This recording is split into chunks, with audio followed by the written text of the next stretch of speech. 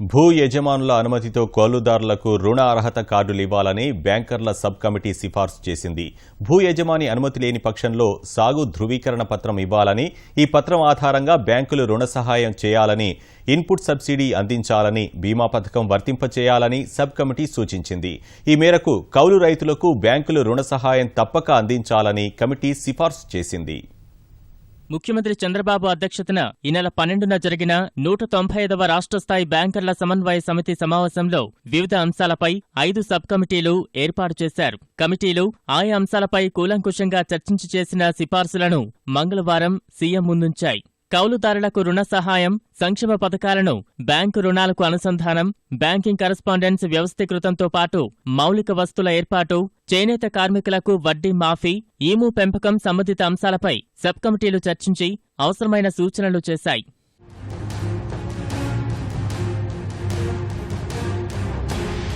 భూ యజమాని అప్పటికే రుణం పొందిన సర్వే నంబర్లలో మళ్లీ కౌలుదారుకు బ్యాంకు రుణం అందించడం కష్టమని సబ్ కమిటీ అభిప్రాయపడింది. అలాంటి సమయాల్లో కౌలుదారులకు రుణార్హత కార్డులు లేకుంటే సాగు ధృవీకరణ పత్రాలు ఇవ్వాలని సిఫార్సు చేసింది. కౌలుకు ఇచ్చిన భూములపై భూ యజమాని ఇతర రుణాలు పొందేందుకు బ్యాంకులు వీలు కల్పించవచ్చునని సూచించింది. ఈ సమాచారం అంతటినీ ఒక పోర్టల్లో పొందుపరచాలని సూచించింది. భవిష్యత్తులో ఈ సమాచారాన్ని రైతుమిత్ర గ్రూపులు, ఇతర గ్రూపులలోని బకాయిపడిన ఖాతాలతో సమన్వయపరచాలని కోరింది. రుణ సహాయం అందించలేని పక్షంలో బ్యాంకులు తగిన కారణాలు తెలియజేయాలని స్పష్టం చేసింది.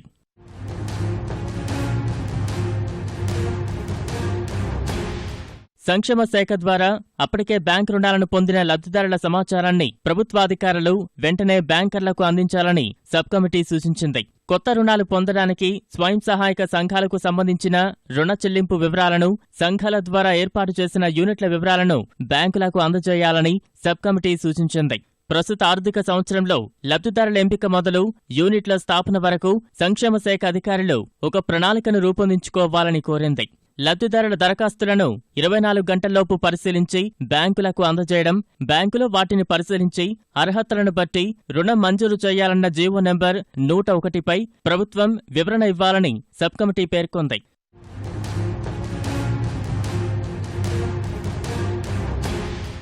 స్టాండప్ ఇండియా పథకం కింద అర్హత కలిగిన ఎస్సీ, ఎస్టీ, మహిళా ఎంటర్ప్రెన్యూర్ల ఎంపికకు సంబంధించిన జాబితాను సత్వర రుణ సహాయం కోసం సంక్షేమ శాఖలు బ్యాంకులకు అందజేయాలని సబ్ కమిటీ సూచించింది.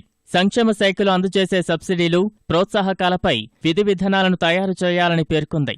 లబ్ధిదారులు రుణం పొందే ముందే ఈడీపీలో శిక్షణ కార్యక్రమం ఖచ్చితంగా పూర్తి చేసుకోవాలని పేర్కొంది. చేనేత కార్మికులకు 2014 మార్చి 31వ తేదీ ప్రాతిపదికగా రుణ విముక్తి పథకాన్ని అమలు చేయాలని మరో సబ్ కమిటీ సిఫార్సు చేసింది. ఈము పెంపకందారులు నాబార్డు ద్వారా పొందిన రుణ బకాయిల వివరాలు బ్యాంకులకు అందజేస్తే తగిన చర్యలు తీసుకోవడానికి బ్యాంకులు అంగీకరించాయి.